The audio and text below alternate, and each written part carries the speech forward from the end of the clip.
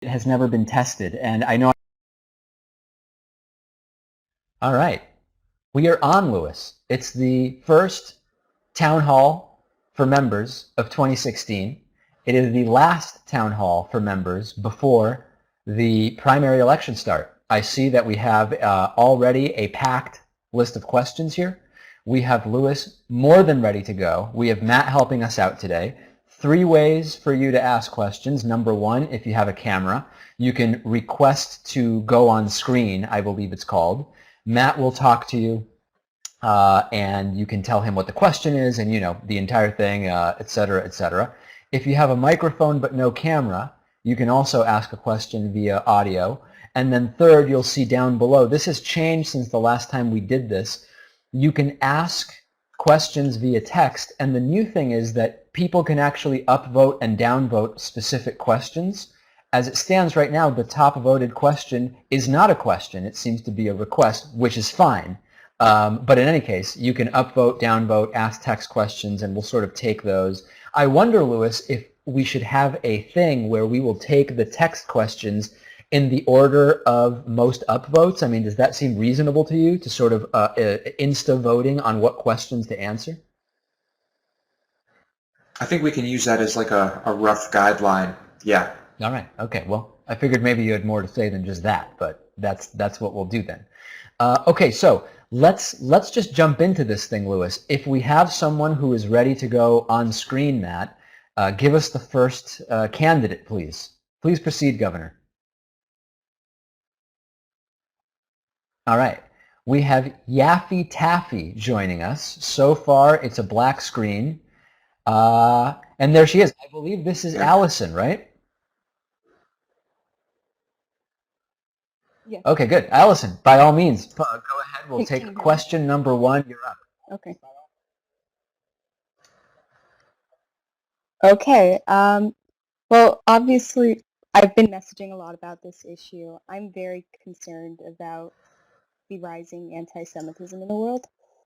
I think every day there's just more, we're seeing more and more. And a lot of this is also coming at the same time that there's this refugee. All right. Well, rising anti-Semitism coming at the same time as something else before Allison got cut off there. So Allison, the last we heard was that the anti-Semitism was rising at the same time as something else. What's that something else? As the refugee crisis, and what we're also seeing is that many on the left are not taking note of the rising anti-Semitism, and instead the narrative that they're really pushing is rising Islamophobia. And it's interesting that this is all happening at the same time, so I wanted to know what were your thoughts on this whole issue of rising anti-Semitism versus Islamophobia and this whole crisis in the Middle East. And all right, very, very good question. So Lewis, I think there are sort of 2 approaches to this. One approach would be to indicate that there is sort of some causal relationship between rising anti-Semitism and a focus on rising Islamophobia. The other approach, and I'm curious, Lewis, which one resonates more with you, is there's just always disdain for Jews. Jews have been kicked out of just about every part of this planet. So there's going to be anti-Semitism correlating with absolutely anything that goes on. More Islamophobia and anti-Semitism, less Islamophobia and anti-Semitism. What do you think? I don't know if there's a causation thing with the immigration crisis and what's happening with Islam and Islamophobia. I think, I know that there are many Jews that are leaving many parts of Europe. Are they leaving because there's been a rise in anti-Semitism, or as they become an even smaller minority in parts of Europe, are they persecuted even more? Because usually it's the smallest minorities that tend to be persecuted the most, wherever you are. So, I'm not sure. I haven't really thought too much about that relationship, but I would say that it is not a causal relationship. I tend to agree. I think that we always have been seeing anti-Semitism. It manifests in different ways, and right now we are dealing with simultaneously a problem of radical Islam and a problem of Islamophobia. And I think that there are certainly ways in which it's connected to anti-Semitism, but anti-Semitism has been quite a constant for a while, as I'm sure many in our audience know. Allison, thank you so much for the question. I really appreciate it. All right. So I think then we are ready for the next question, if there is one ready to go on screen. And if not, we can start with text questions. Jay Voss. Jay, I think you were on with us last time, right? I recognize you. All right. You have the floor, sir. Well, the question was, your move to Boston had some problems in the beginning, but I hope you're all settled and how's Boston is going well. I would say that we are probably about, what would you say, Louis, 90 to 95% ready to call the studio complete and film a studio tour. Is that safe to say? I think so. Yeah, it's about 95% is good. I mean, there's a few tweaks we want to make. There are a few things that are not ideal, but as far as production goes, we're in a pretty good place and things are running very smoothly. I think one of the biggest areas of opportunity right now is, well, there's a couple, why not, Louis? I'll just mention a couple of things that may change over the next month to 2 months. Number one is, we're still toying with the idea of getting rid of like the big radio microphones and going with a lapel mounted mic. And a few people have mentioned that they really like the look of the big radio mic. Other people say they would like to see something more TV friendly, a small mic that doesn't block us as much. I'm sort of mixed on it. I agree that the optics of the lapel mic could be good, but we've been doing some testing over the last week, Louis, and the sound is just not as good with the lapel mics. Yeah, especially when you have, we plan to have more people in the studio. That's something that, well, I'm sure you already noticed. We had Ben Dixon in a couple times. And, I mean, I kind of like the look of those old mics, and it just kind of gives it that old radio feel, which I just kind of dig. And so, technically, I think probably not much more is going to change. All right. Any follow-up there, Jay? Thank you all. All right. Thank you all. I'm just enjoying the show. I really enjoy it. All right. Thanks so much. Always great to see Jay. And we'll keep plowing through here. So Matt, if we have the next audience question here, we have a question which is a comment, top voted. Loved the Reza Aslan piece. More of that, please. Tomorrow we have our next long form piece, actually. It is a two-parter, but we're going to do both parts tomorrow, actually, back to back. It is on debunking immigration myths, and I think people will really like it. So thank you so much. That question coming from Connie. And we will continue. Is it a video question? Is it an audio question? John Greenlee says, has Louis ever performed publicly with a band? Does he compose music? Will he perform something on the bonus show sometime? Louis, I'll let you handle that. All right. I did perform in in the band I was with Dave, a band that Dave was in with me a couple times. That was a very long time ago. But I was in a metal band for many years. I played more shows than I can count. We played many, many shows over something like 3 years, at least while I was with the band. I wrote much of the music, and I think it might be fun to play a little something on the bonus show maybe. But the thing is, I mean, I'm kind of a full band kind of guy. I don't even own an acoustic guitar. But if people are really interested and they haven't heard my music before, I mean, I could certainly send some links. And I do plan on being a performer again in the future. I would like to be in a band. It's just, it's tough. It's not easy, especially when you're as picky as me about your music and about who you're playing with. So, I don't know about playing live on the bonus show, but if you want, certainly send me an email and I can get you all sorts of links to music I've composed. Maybe what would be good, Louis, is after this thing is done, you could tweet out a couple of links to things you play on, just for people who want to check it out, and you're on Twitter at Louis Motomedy, of course. Yep, I could do that. I think that's perfectly a reasonable request, Dave. It might scare you though. I was in a very, very heavy band. So, make sure you turn the volume down a bit. Don't want to anger your neighbors or family members or All what right, have thank you. you so much, John. We'll take the next question. Let's see who or what pops up. It is Dan Burke. Dan wearing a headset. I'm sure we will both be able to hear him, and he will be able to hear us really well because that looks like a good headset. Go ahead, Dan. Hey, good afternoon, you guys. David, what made you get into doing this? Do you want to end up on TV doing a newscast someday? Or I find it incredibly ambitious that you started your own show and stuff. And my teenage daughter and I look at you and I show her and I go, look, you can do that too.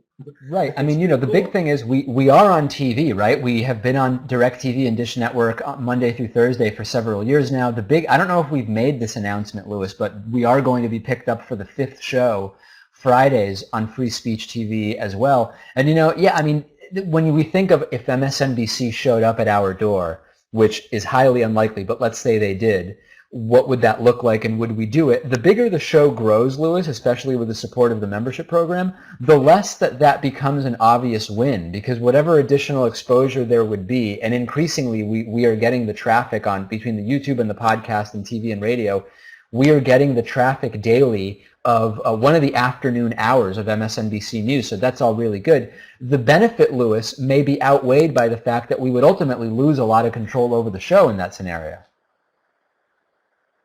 Yep, we talked about this a little bit not too long ago, and we discussed how Cenk Uygur, what happened when he went to MSNBC, and he didn't last long.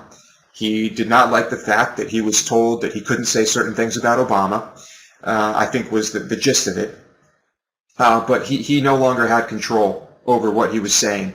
And so losing your independence, I think, is kind of a scary thing. I would like to remain independent. I think it's been working so far. I can far. assure you, Louis, if we get brought on by MSNBC, you're going to have to wear shoes in the studio. And I know that's like a big thing that you're just not really into doing.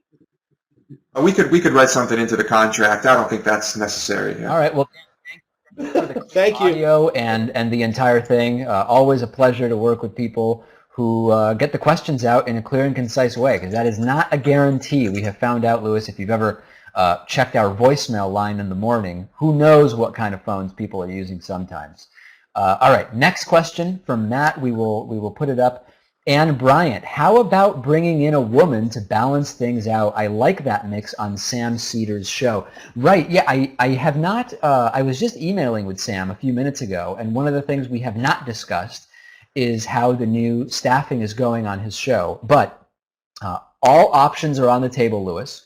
I have nothing to announce today, but let's say that we are very actively exploring who the next voice will be participating in the David Pakman show, and we are very much aware of what voices might add diversity to the mix. I mean, am I being diplomatic enough? Okay, I think you're being diplomatic. Yeah, I think it is a good idea, but it's a matter of finding the right person. That's really not easy to do. First, you have to find someone who is in our area who also happens to have experience on camera that we can look to and say, oh yeah, they're really good. And they have to know what they're talking about. And they probably have to jive with us. I mean, if the chemistry is bad, then I don't think anybody wins. And so it is a very good idea, and I'm all about it. And, we have our eyes open. In order to work in an environment with Louis, they would need to be highly comfortable with quinoa, shoes off in the studio, and regular stories about abortive dating escapades. And that is, not everybody is comfortable with that,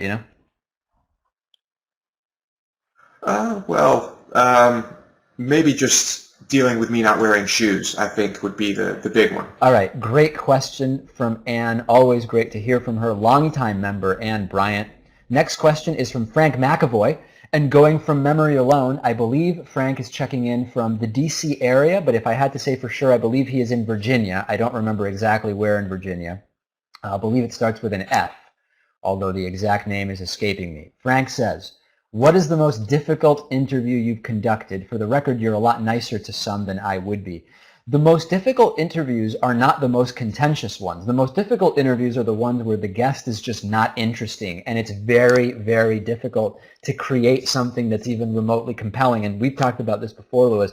The contentious guests, you can sort of prepare for an adversarial interview, and the adversarial nature of it sort of makes it good often in and of its own. The times where we book a guest because the topic is great and the guest is not that well prepared, that for me is the toughest thing. Like, how do you make someone interesting?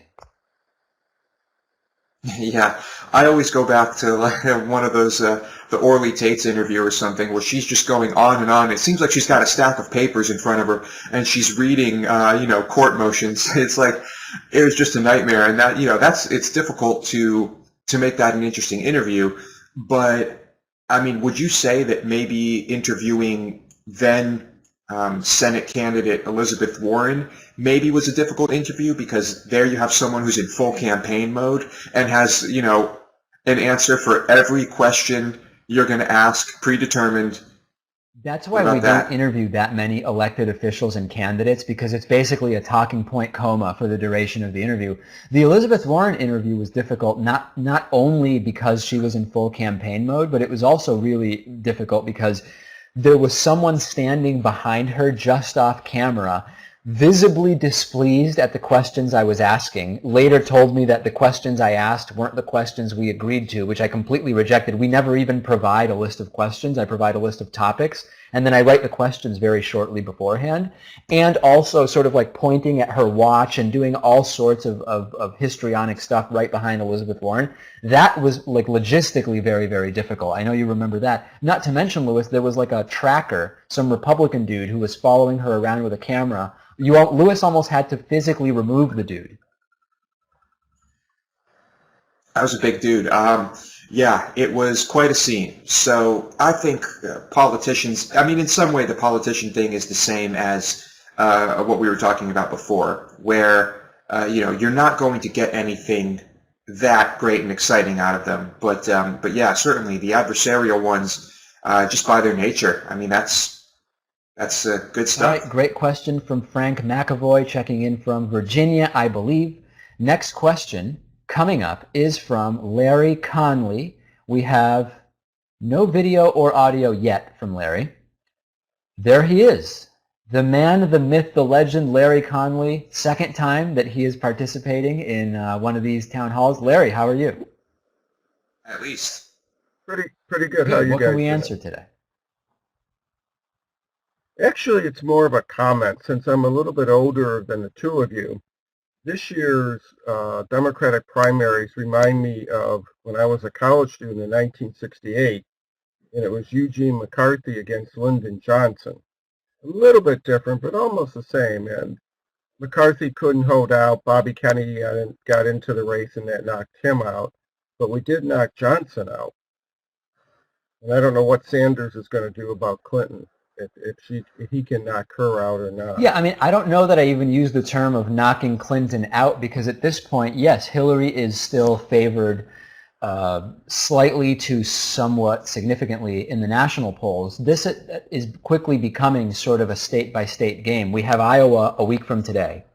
What happens in Iowa? It seems like Bernie Sanders is going to get close to 15% of the vote. So then it's not a question of knockout. We basically have a tie going into New Hampshire the following week. We get into New Hampshire, every poll right now that I've looked at says that Bernie Sanders is either slightly ahead or significantly ahead in New Hampshire. So we can come out of this thing with Bernie Sanders with somewhere between 48 and 55% of the delegates of the votes so far. So I'm not sure. I understand the language of what is it that Bernie Sanders has to do, because he is not the presumed front runner, but we have a real race on our hands here, Louis. I think so, yeah. Bernie, there's just so much information coming at us. I don't know what methods pollsters are using, but I think they're trying to get juicy headlines and nice titles. But yeah, I don't feel comfortable saying I know what's going to happen. I just would like Bernie to do well.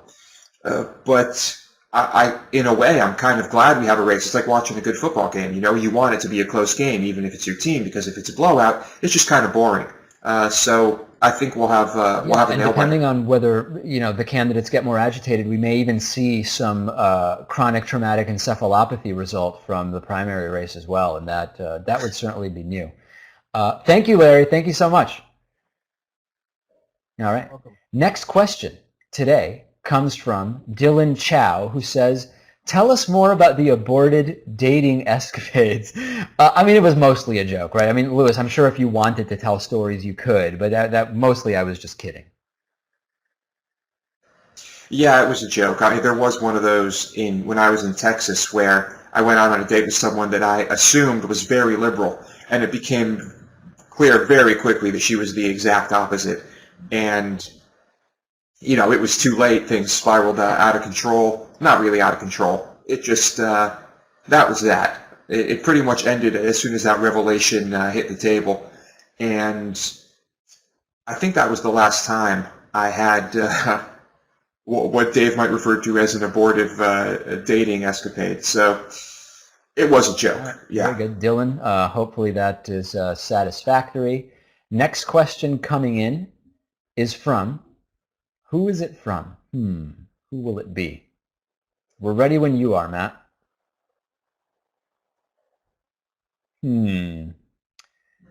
iTech Geek. Probably not the real name there. How many members watch versus just listen to the audio podcast?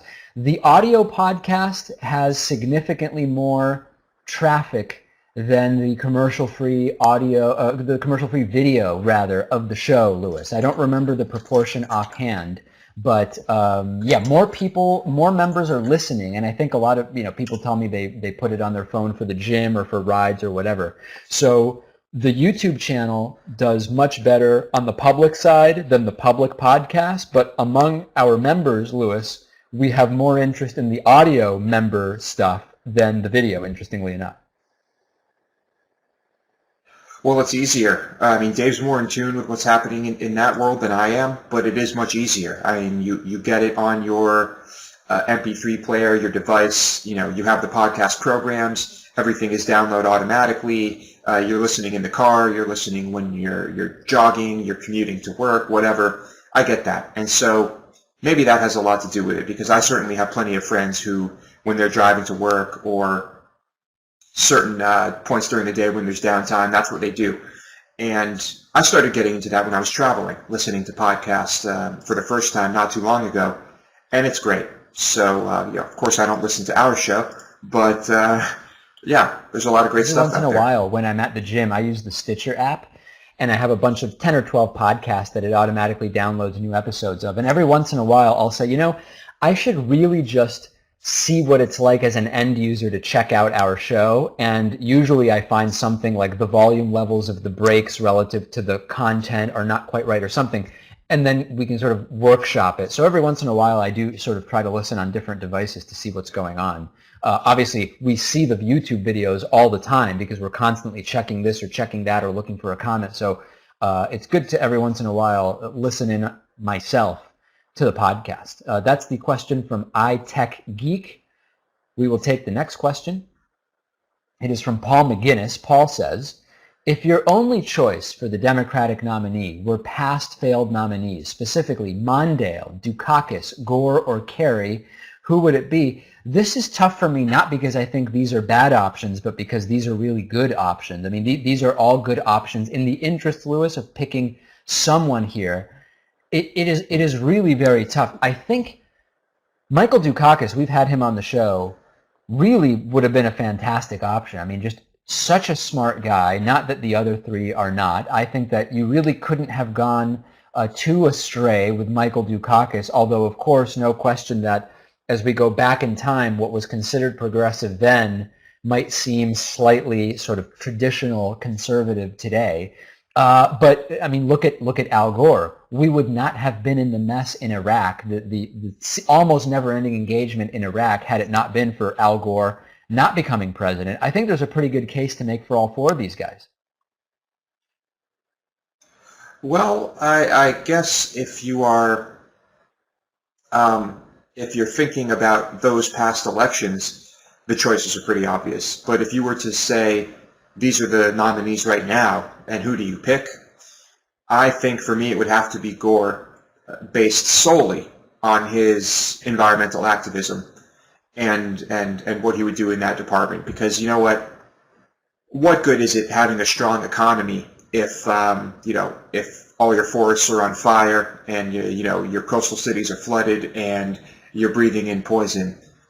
That's something that I feel very strongly about. So for me, it would be Gore, and Kerry, of course, would be the most Hard to qualified. argue with that. And I will mention 2 of those 4 people have been guests on the David Pakman show.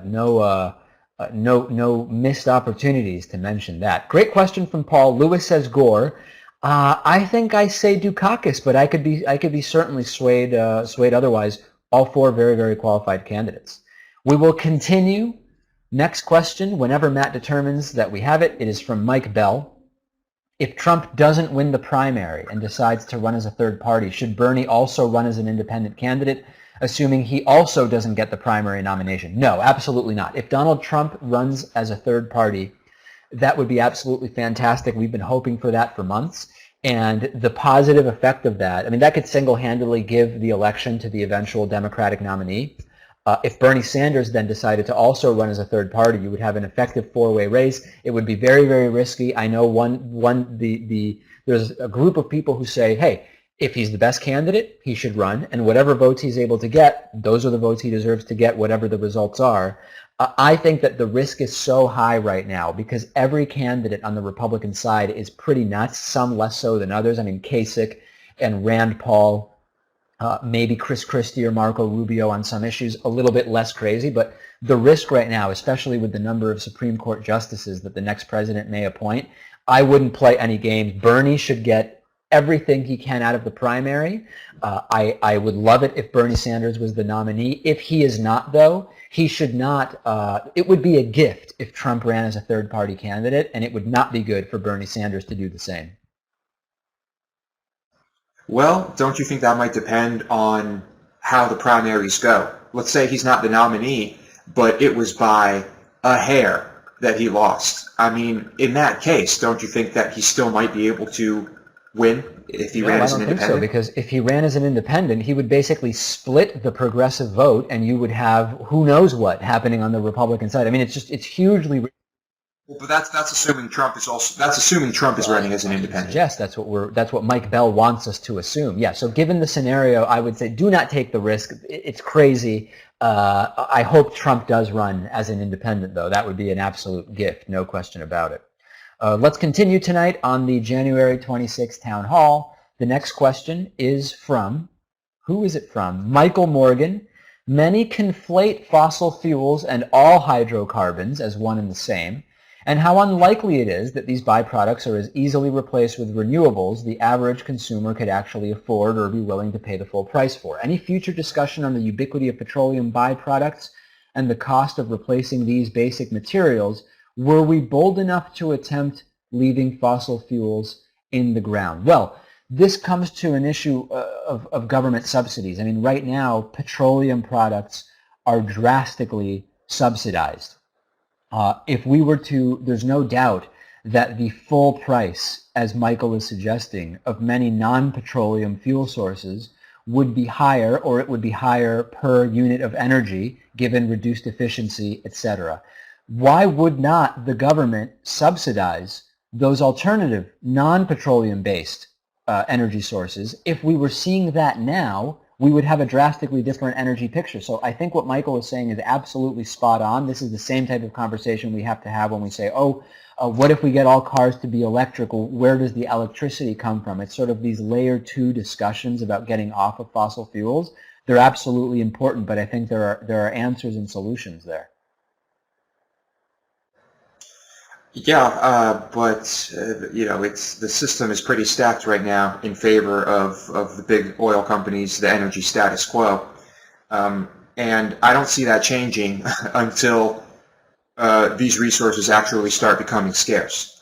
So, I was am still a big fan of nuclear, huge fan, but it seems that the American people have abandoned that.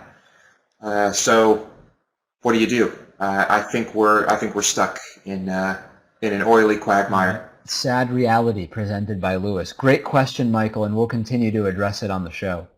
Next question, I am told, is a video question. It is from Altidude. Not sure if that's a first name or a last name, but I'm glad to have you here, and I would love to take your question. Nope, he is gone. I don't know what happened there. Interesting. I don't know what happened there. All right, let's get another text question while he's fixing Next that. question is from Natalie Davis. How would you convince those who insist they would never vote for the anointed candidate to support her if she, God forbid, wins the nomination? I try to talk about the Supreme Court, and they are not moved. You are loved by GDPR listeners in Nashville. Right, it's Natalie Davis from one of our affiliates in Nashville, GDPR. This is a good question. It's a pragmatic question. I mean, there are people who certainly are progressive or liberal, call it what you will. They like Bernie Sanders, or maybe they don't, but what they know is they don't like Hillary Clinton, maybe because of personality issues, maybe because she's not nearly as progressive as they are. This is, for me, a very, very simple conversation, Lewis, and if it doesn't resonate with people, it's really tough because it should. If you are progressive, you are 100% justified in saying Hillary is just not that progressive, and I would rather Bernie Sanders or whoever else that is to the left of Hillary Clinton. Consider the risk to this country if Donald Trump or Ted Cruz or Marco Rubio or whoever on the Republican side gets elected. There is no option on the Republican side that is better than Hillary Clinton, and I tend to look at Ted Kennedy's sort of political approach, the late, great Ted Kennedy, the incremental approach. It's not productive to say, throw everything away if it's not perfect and we'll rebuild in 4 or 8 years. If Hillary Clinton is the best option remaining on November, whatever the day is, I don't know what day is election day this year, then we should vote for Hillary Clinton. And of course there's a consideration for whether you are in a swing state or not. If you're talking to people in Massachusetts about whether they're going to vote for Hillary Clinton or the eventual Republican nominee, it doesn't really matter that much, right, Lewis? Because Massachusetts is solidly blue when it comes to presidential elections. In swing states, it is of paramount importance not to allow a lunatic Republican in the White House. Yeah, who will do the least amount of damage? If you were going to vote for Bernie, I don't see how you could pick anyone in the Republican field over Hillary. So I'm no fan. Certainly I'm no fan. But her qualifications are pretty incredible. From a foreign relations standpoint, she's been there. She's done that. She's got that going for her. And certainly she'll do a lot less harm than someone like Cruz or Trump or Rubio. Yeah, but you're still not a big fan. Not a fan at all. No. It's like the South Park episode, Dave, when you have to choose between, as they say, a douche and a turd sandwich. Right, very, very appropriate analogy for tonight. Thank you, Natalie, and thanks to GDPR. Love that you guys are running the David Pakman Show.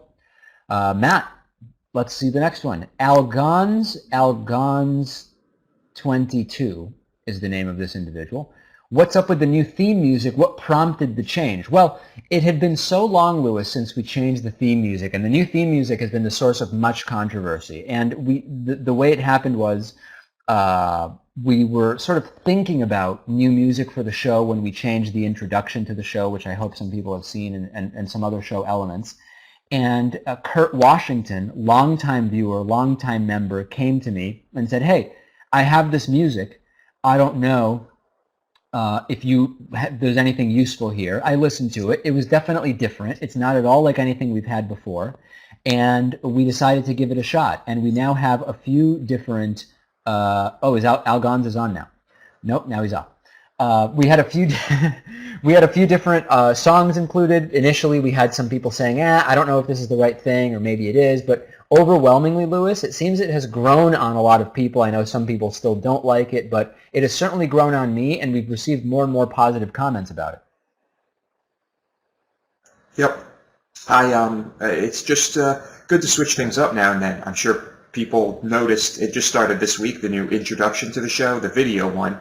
Maybe you haven't seen it if you only listen to to the podcast. but there have been a bunch of little updates like that, and there are going to be a few more. I was thinking about putting some heavy music that is more, my speed on the bonus show. I think I would get a kick out of that. I don't know if anyone who's listening to me right now would, but something I wanted to at least experiment with. Just throwing it Always out good there. to be changing, evolving, trying out different things, and that's what we're doing right now. So thank you, Algons, for the question. And we are continuing now with Tim Smirkin. How is the search going for a replacement host on days when you are not available to host? Well, I don't want to over or understate what's going on. The search is in progress. There are conversations happening, and I don't know, Louis, what else we really want to say. Is it fair to say it is one of our current top priorities? It's a huge priority because the show basically cannot operate right now if either one of us is sick. I mean, Dave could do the show. It would just be a huge hassle and not an ideal situation. So, yeah, it's definitely a priority, but it's not the easiest thing to do. It's sort of like hiring. I was speaking with someone yesterday about this, hiring and casting simultaneously. So you're looking at someone in the way you would for hiring them for a job based on experience and technical proficiency and skills, but you're also looking at someone for, do they have experience in front of a camera? Are they comfortable in front of a camera? Do they have a sensibility for progressive values and ideas, etc.? So Tim, I assure you, this has my top priority. I am personally overseeing this investigation and hope to have more news for people soon. Okay, let's look at the next question. It is from Dylan Chow. What were some of your favorite music releases of 2015, and what releases are you looking forward to in 2016? Wow, I mean, Louis, I don't listen to that much new music. When I do, I'm listening to it on Sirius Radio. I usually listen to channels 2, 3, 4, 8, 9, 34, and 36. Those are like my main channels. And so I honestly couldn't even tell you what music I listened to that was specifically released in 2015. I'm not sure. I know you're big on the new Justin Bieber album, right? I have one very good answer that I can think of off the top of my head right now. And my favorite album of 2015 has turned into one of my favorite albums, period. And that is The Anthropocene Extinction by Cattle Decapitation. And it's actually a band that I believe is made up of all vegans. And a lot of their material is about that type of thing. This album, the cover, is kind of a spin on that famous picture of the bird that's dead and they cut open its belly and it's full of plastic. And it's about pollution. It's about what's happening in the world in that realm. And it's so brutal. It's incredible. But I'm a huge metalhead, and most people would probably not like that. What am I looking forward to in 2016? New Rotting Christ. Don't let the name throw you off. They're great. And new Isan. Isan is formerly of Emperor. He has a solo career, and his stuff is very progressive metal. A lot of interesting stuff happening there. And so that's my answer. All right. I wish I had something better, but I follow the music scene only sort of tangentially. The last concert I went to, well, actually, I went to a concert last month. Louis went to Modest Yahoo show in Providence, Rhode Island. And the concert before that was, I don't even remember. I mean, I turn on Spotify and sort of put it on random and let it go. So no good answer from me on this one, unfortunately, Dylan. Okay, let's continue. Next question is from Craig. What is your reaction to the recent news that Obama will have a private meeting with Sanders in the Oval Office? Is it routine, or might he be asking him to hold back in some way? Louis, I admit this is the first time hearing of it. I should take a look at this, and it's something we'll probably want to discuss on the show tomorrow. In fact, I'll make a note of that now. I have no idea whatsoever what the circumstances of the meeting are, but I'm instantly very interested in finding out more. Yeah, it's maybe no one knows. Maybe all we know is that the meeting is happening. It's probably only one of two things, as I suspect they are not discussing things that are happening in Vermont. My guess is that either, yes, he's going to ask Bernie to hold back, or maybe he's preparing to throw his support behind Bernie. That would be pretty incredible. I highly doubt that this is a precursor to an endorsement, at least not anytime soon. I think that there's certainly a possibility that there is some strategic element to the meeting, but I don't know. I mean, just knowing nothing else whatsoever, I would think it's more likely that President Obama would endorse Hillary Clinton over Bernie Sanders if he were to make an early endorsement, but he may well just wait until the Democratic primary resolves itself and then support the eventual Democratic nominee. But we will talk about that tomorrow. That is very, very interesting news for sure. All right. Let's continue with the next question. It is from Alex Ehrenfeld. I watch you and TYT consistently. It seems like you and Cenk agree on pretty much everything except for the issue of the regressive left. Do you think there's any daylight between TDPS and TYT regarding this issue? Now, daylight between means difference of opinion, right? Because if you had the same opinion, there would be no daylight seeping through between the two. Am I understanding that right? Is there any daylight between? Does that mean any point of agreement or any point of disagreement?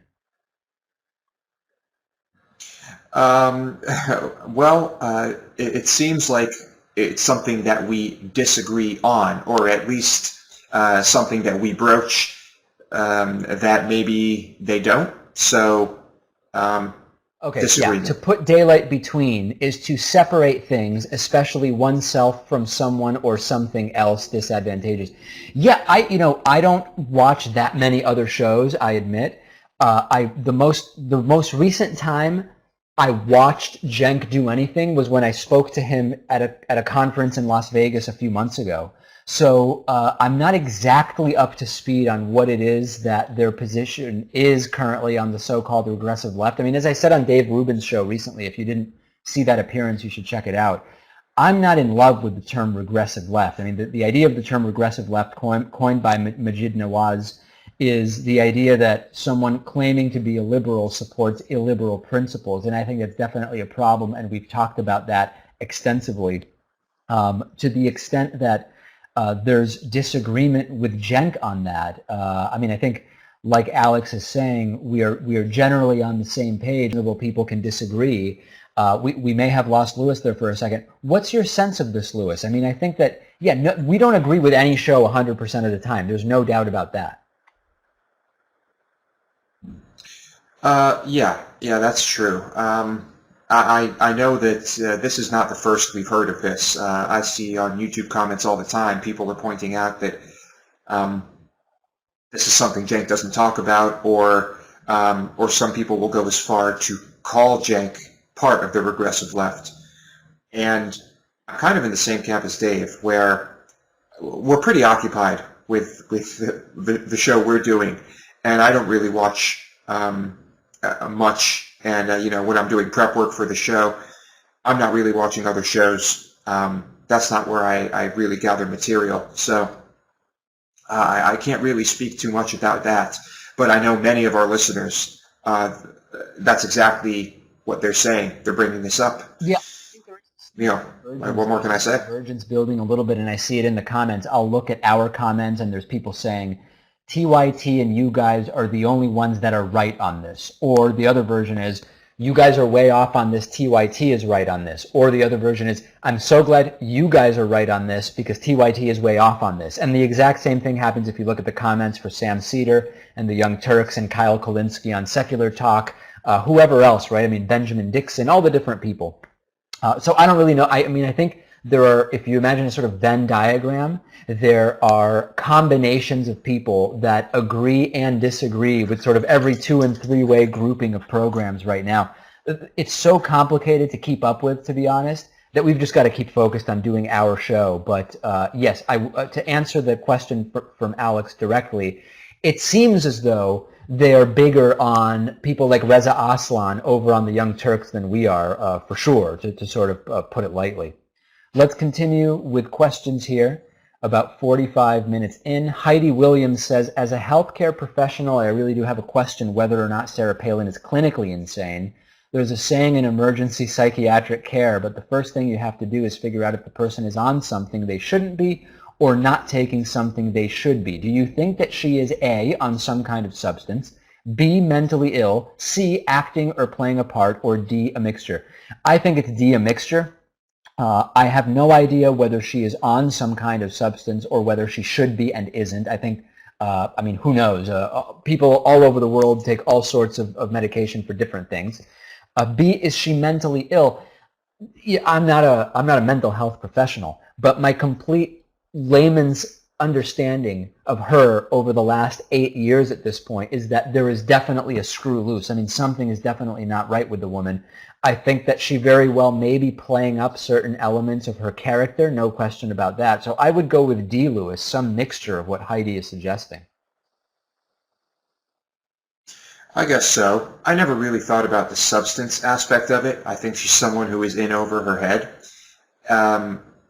That being said, she did hold that position in Alaska for some time, and people liked her. Things were going well.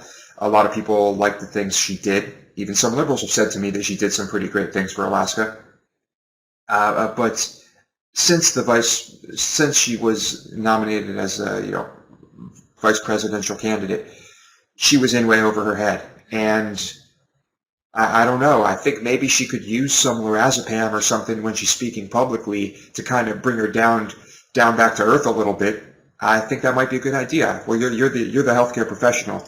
Do you agree with me on that one? I think Heidi is the best to qualify to speak on that over us, certainly. Very, very good question from Heidi. A very serious question from Heidi, no question about that. Matt, we will take the next question when you have it. Who is next? Always a mystery. Next is Jared. Since both of you live in Massachusetts, if Sanders isn't the nominee, will you vote for Jill Stein of the Green Party for president? No, I would not vote for Jill Stein. She is incredibly anti-Israeli in a way that to me is completely unhinged, and I would not vote for Jill Stein. I mean, Bernie Sanders and Jill Stein are very, very close on a lot of issues. We analyzed this when we interviewed her, and I would vote for Hillary Clinton over Jill Stein, particularly because of that view on Israel that I think of hers is just so disconnected from reality. I think just regardless of her policies, unfortunately, we don't really like the two-party system, but we're kind of stuck in it anyway. I don't think you can slowly move out of the two-party system just by voting for third-party candidates. I think there has to be some legislation passed that basically quashes it immediately, or at least attempts to. So voting for her would probably be pointless. I hate to say it, but I do feel that way, and would probably give an edge to the Republicans. People did in Massachusetts, where the Democratic candidate is going to win. The Green Party could qualify next election for federal funding. The thing is, if next time they're going to run Jill Stein again, I'm not interested in her really being a viable candidate. So I think for that reason, I probably wouldn't do it,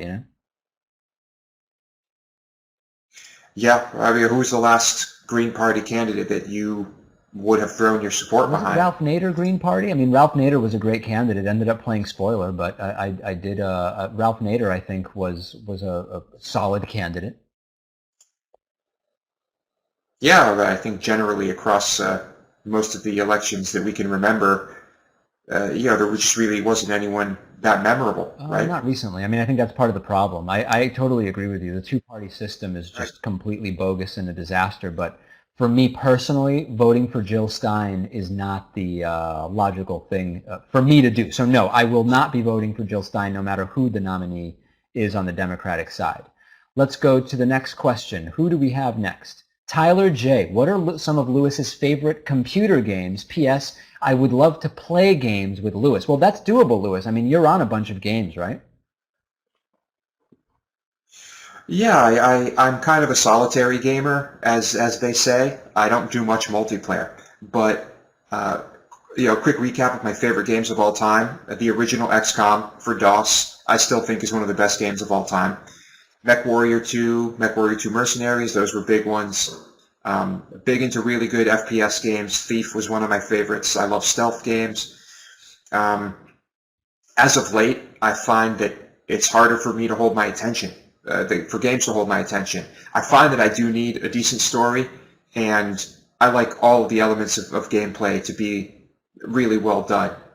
Otherwise, I get bored. So recently, I mean, I've been playing Far Cry 4. I just started playing that. Well, I'm about 15 hours in, but that's pretty fun. I want to play Witcher 3 next. That's very high on my list. My favorite games, I guess, are the original XCOM, still one of my favorite games. All of the Mario Brothers games. I love Tetris. The Grand Theft Auto games I have always liked, and Microsoft Flight Simulator. It's a very limited and lame sort of combination in a sense, but I really don't do that much gaming, but if I do, I'll usually pull out one of those. Okay, next question. Let's see who we have next. We are getting a lot of great questions here. Craig, why do you think that Ted Cruz eligibility for office is not getting more traction? I'm a former judge and have read all the articles about this, and I think there is serious doubt about his eligibility. Yeah, we're wrapping up research on this with on this angle, the Ted Cruz eligibility issue, and we're going to have a video on it. The sort of controversy seems to be around the definition of natural born, which in the research we've been doing, Lewis, and I know you've been reviewing it in preparation for the video we're producing, the term natural born has never really been tested legally. It's never been defined fully, and there's very little mention of that term actually in the founding documents. It's just you're supposed to be a natural born citizen. If you believed that President Obama was not a natural born citizen, then it would be crazily hypocritical to believe that Ted Cruz is a natural born citizen. That being said, like I said, Lewis, it hasn't really been explored legally, and that's why Donald Trump, as crazy as Trump is, he is suggesting Cruz go out and proactively get a declaratory judgment from a court about whether he qualifies as natural born. The real question now seems to be not so much his eligibility based on where he was born, because if you were born to an American citizen, no matter where you were born, you are according to many legal experts, considered natural born. It's that his mother was on, reportedly, the voter rolls in Canada, which would have meant she was a Canadian citizen, which puts the whole story in question. The rebuttal to that is that was a preliminary Canadian voter list. She was never actually on the Canadian voter list. We're hoping to uncover some answers in the next couple of weeks before our video on this goes live. Yeah, I mean, why is it not a bigger issue, regardless of the actual legal stuff? It's because he's a Republican. It's because, right? That's why it's not a bigger issue. That's why it's not getting more coverage, more attention, is because you don't have millions and millions of Republicans pushing it. I don't know if we should be pushing it. You think there might be something to it, and I mean, thus far it seems like the legal precedent has been the same, and that is if that you are born to an American citizen in a foreign country, you are an American citizen.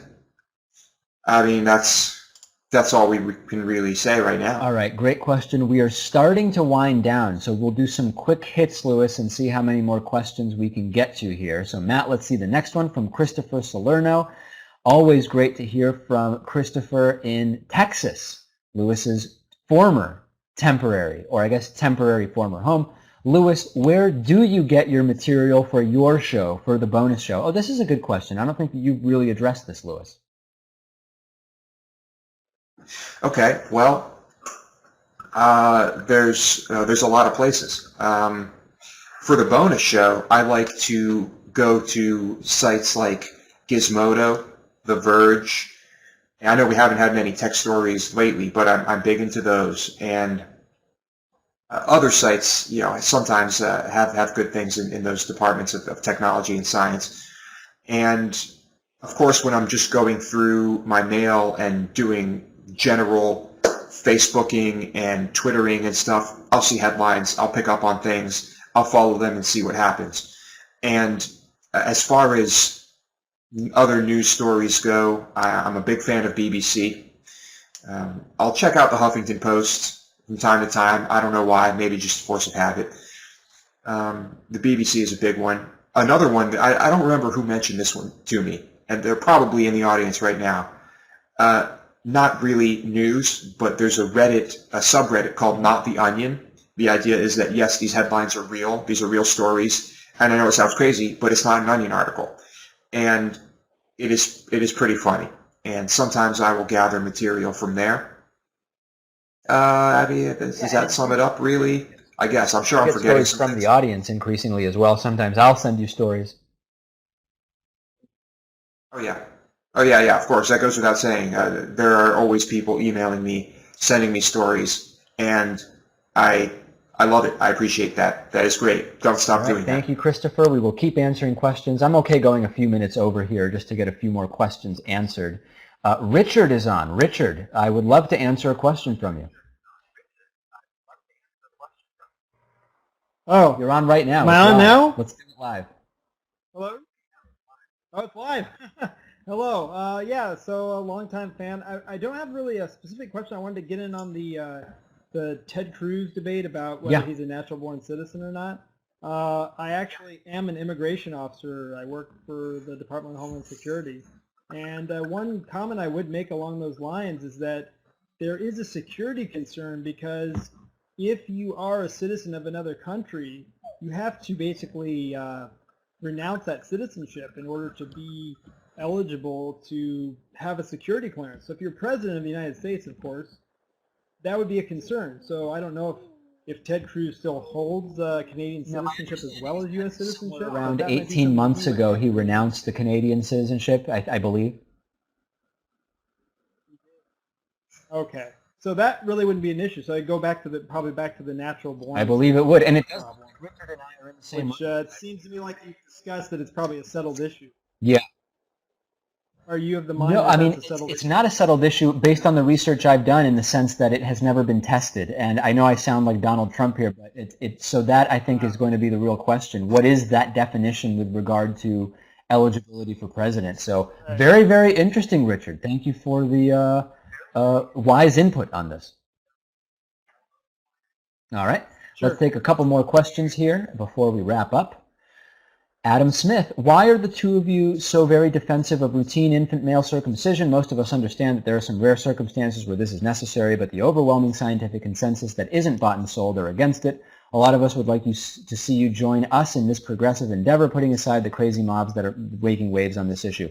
Well, I don't know that the premise is right. I mean, when you say most of us, I'm not sure who most of us is. I mean, we don't really take a position beyond just reporting what the medical community says on it. And I know, Louis, that the counter to that is, oh, well, the medical community is bought and sold because they want to do circumcisions or for whatever reason. But we basically have just reported that most recent analyses by medical communities have been a parent's choice, not really something you have to do. We don't recommend doing it, but the benefits outweigh the risks, and we just sort of report that. I know it has become very, very controversial among some circles, groups like the Intactivists, and I'm trying to remember the different groups that have those names. Yeah, I mean, I think, us being very defensive, I think, might be a mischaracterization. We just sort of like report what the medical community says about it. Yeah, I mean, we kind of have to defend ourselves from attacks after we report on what, the pediatric associations say. And I believe our reports came from American pediatric associations. I'm not sure really what information we're getting on that from Europe at the moment. Maybe this was a combined effort, but they have said, if you believe they're bought and sold, it doesn't really matter what they say. I'm of the same mindset as Dave, really. I say that it's still okay to leave it up to the parent. Evidence suggests that the benefits outweigh the risks, and at least if you believe the information from these pediatric associations. So I also am not of the mindset that I would not compare it to FGM. I know a lot of people do that, and I think those are two separate things, at least as they are currently practiced. Yeah. So anything You're not else? going to get, I mean, I've tried to have conversations with people about this who feel very strongly, and they will say, it is the same as FGM, that's it. If you don't see it as the same, we don't even have common ground enough to have a conversation about it. And the other one about parents deciding, there's this argument of, well, the child has no say in the parent deciding, which of course holds true to any number of decisions that are made. And I've had trouble even finding enough common ground to have more of a conversation with people about it, because they escalate so very quickly with a lot of these comments. So, and then lastly, every time this comes up, unanimously, we get emails from women saying that women prefer circumcision on men, and of course the counter to that is, well, if they preferred men with one ear, should men go and chop one ear off just for the sake of it? I mention it only merely as a point of interest and nothing else. So hopefully that answer to Adam is satisfactory. I know it is not a satisfactory answer to a lot of people. Let's go here. Connie says, read on several alternative news sites about Tom Cotton accepting $1 million from Israel to sabotage the Iran nuclear deal. Haven't seen this covered. Is it something you might cover? Yeah, I would look at that. I don't know exactly what the date of that was. I mean, if it's, my guess is Benjamin Netanyahu has his hands on that. We are very anti-Netanyahu, and it would not surprise me. That would be sort of the prime culprit in my mind that I would think is would be involved in something like that. And yeah, Netanyahu is not going to be a force for peace whatsoever. We will take a couple more questions. Next question is from Mike Bell. What are your drinks of choice? I just saw Lewis take a swig of what looked like brandy. Lewis, are you drinking over there? This is Talisker, a nice single malt scotch. That's actually the one Dave got me for my birthday. So that's what I'm enjoying right now. I am big on the single malt scotches, and I love bourbons, whiskeys of all kind, really. Really good whiskey and really good beer. Those are my go-to drinks. Lately, I've just been into like good vodka soda with lime, and that's you know, what good vodka is. I guess depends on who you're talking to. I also recently got a bottle of Fernet, which is crazy because being Argentinian, you would think I would have been aware of Fernet earlier because it's such a popular after dinner drink there. So I have that, and you know, I'm into like craft cocktails. I'm open to different things. Bee's Knees is a cocktail I like. So there, yeah. Let's see if we can fit two more in here before 5 after the hour. Ask the Alligator says, do you plan on doing more long-form research segments like the one on Reza? I think one on Sam Harris would be great. Yes, first question or second question today was about this specifically. Tomorrow we are debuting a long-form piece on undocumented immigration. Let's squeeze in. Oh, yeah, but hold on. We can add to that. We plan on doing these regularly. We have many things in the works, so there are more coming. The next question up on screen, we already have in the works not only the immigration video tomorrow, we also have a video on the eligibility of Ted Cruz coming up, and we have a video also coming up on the truth about the gender pay gap, which I think will be very, very controversial. Paul McGinnis joining us. Are we going to be able to see Paul? Let's see. Not seeing Paul there. All right.